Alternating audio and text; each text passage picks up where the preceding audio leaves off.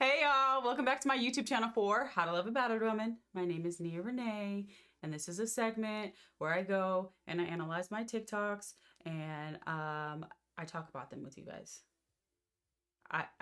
Yeah. All right.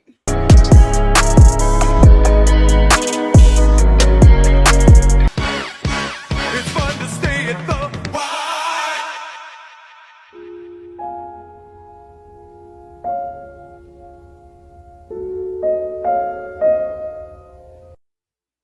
So that video got like 500,000 views on TikTok. And the reviews from TikTok and Instagram, two completely different comment sections. And it didn't pass the vibe check.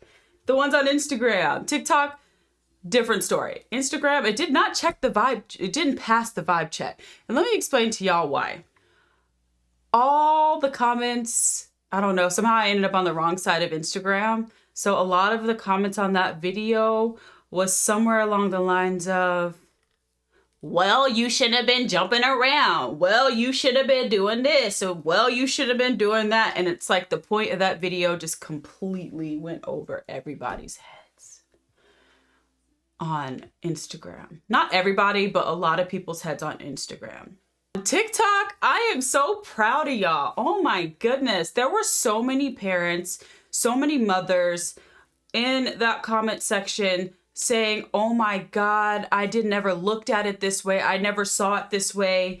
And I didn't realize I was crushing my child's soul by doing such a thing. And it's not dramatic in any sense. No matter what I did, that's the response I would get. No matter what it was, no matter how excited I was, no matter how good I did on something, that was always the response from her. It was like, okay, go sit down somewhere. You doing the most. Why did it? And it was always so much anger, and it just really crushed my spirit because, like, in that instance, I do remember like the Cheetah Girls was on or something like that, and I was like, this is my part. Like, yo, this is my part.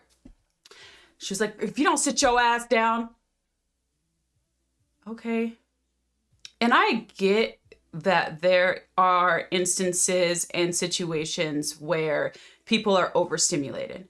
And I get that there are times when people are tired or exhausted. And it's not so much the fact of what was said. It's usually how it is being said.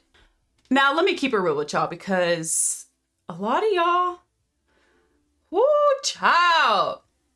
A lot of people, not you guys, a lot of people struggle and have issues with the concept of gentle parenting. Gentle parenting is so very important for 90 billion different reasons. And that I've seen a lot of my comment sections go at each other's necks when, you know, bringing up the way that children are being raised, the way that there's abuse and violence versus discipline, and there's a difference between the two.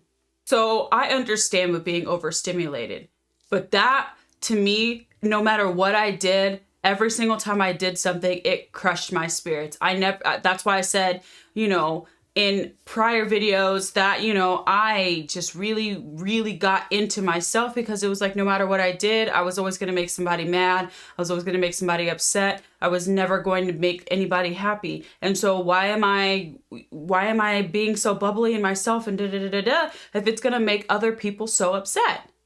Especially my mom, especially my mother.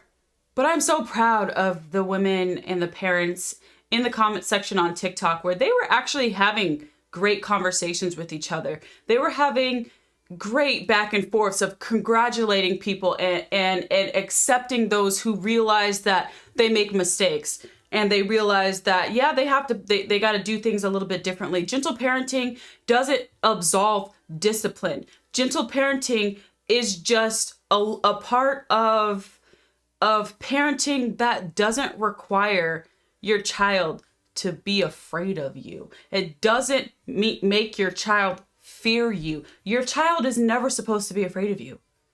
Your kid is never supposed to have a fear response when it comes to their parent. And I was always afraid. I was always afraid. I was always afraid to go to my parents for anything. I was always afraid to talk to my parents about anything. I was always afraid to discuss anything with my parents because I was always so afraid that I was going to get in trouble, that I was going to get screamed at, that I was going to get yelled at or spanked, or I had to go get a switch, or I had to do these different things. Your kids are never supposed to feel that way.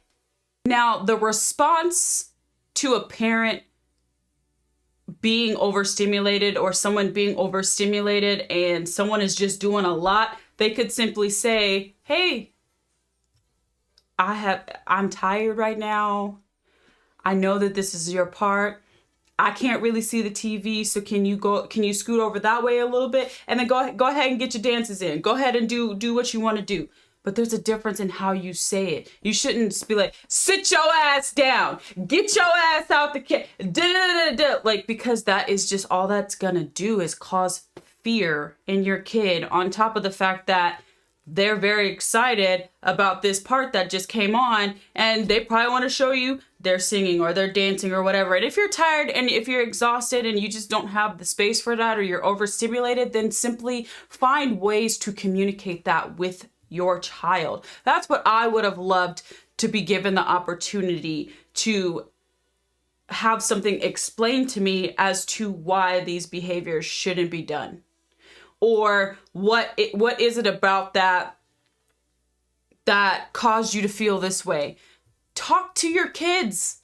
Talk to your kids. Now, I will say that I'm not a parent. I'm not a parent, and I don't, at this point in my life, I don't plan on ever becoming a parent. But I know what it feels like to be the child on the receiving end. And so there's been this big battle on social media of like, well, if you're not a parent, you don't get to speak on it. And it's just like, yeah, well, I am a child. I was a child who grew up in a very abusive environment. And so I do get to speak on it because I know what that child feels like. I know what that child feels like. I know what it feels like to be the child on the receiving end in that scenario.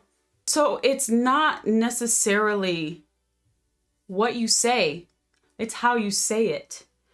And that video was kind of controversial. Like on Instagram, I think that video got somewhere close to almost 1 million views. And on TikTok, it got 500,000 views. But the stark difference between both platforms and how people responded to it was just very interesting to me to see that a lot of comments were like my birth mother and the people that I've dealt with. And then other comments were so encouraging to everybody else and saying, hey, it's okay, we make mistakes.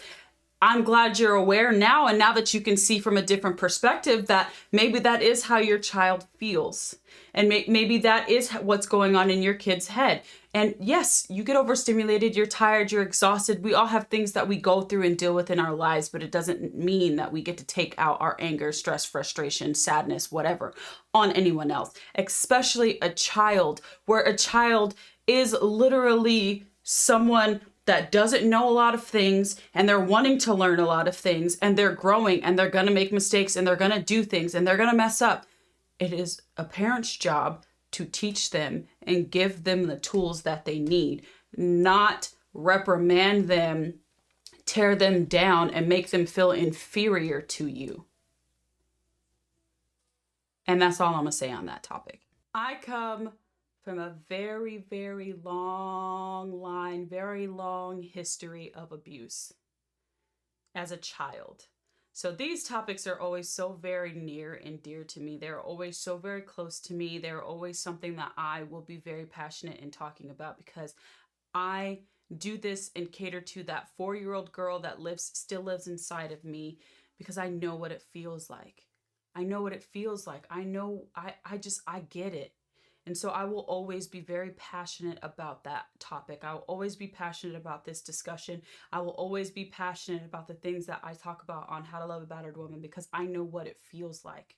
And if I could prevent other people from feeling that way, then I will go to the ends of the earth to do so because I never want anybody else to ever feel the way that I felt as a child and as an adult.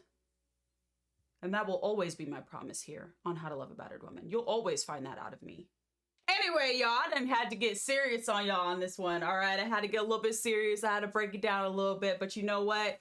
It happens. We're going to talk about that. Those are going to be a part of a lot of the conversations here. That's just what we're going to do here. So it's going to get serious because these conversations are very serious. I make light of a lot of things because they're difficult and they're hard. And I like to put a little bit of a comical spin on things just to add lightness to the situation. But these are very serious topics that we discuss. These are very serious things that I talk about on a day-to-day basis. And so sometimes new Renees don't have to get serious on y'all, okay?